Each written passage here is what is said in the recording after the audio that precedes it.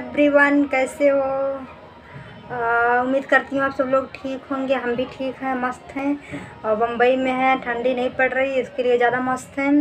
और उम्मीद करती हूँ, भगवान से दुआ करती हूँ आप सब लोग को भी बहुत ठंडी उंडी बिल्कुल ना पड़े और आप सब लोग एकदम मस्त रहें, बिंदास मेरी तरह। और मैं बम्बई गणेश नगर में हूँ।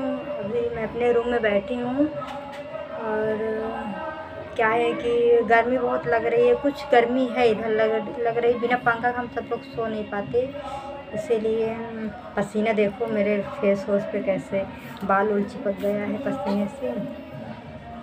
Love you friends. बीत जाए ठंडी अच्छे से। नया साल भी है, अभी नया साल बीता भी नहीं है। और तो इसके लिए क्या है बेटा, मेरी बिटिया उठ भी गई है, सो के सो रही थी, गर्मी पंखा बंद कर दिए थे इसलिए उठ गई सो के। देखो ये देखो बब्बुआ, ये देखो बाबा, देख रहे हो मेरा बच्चा।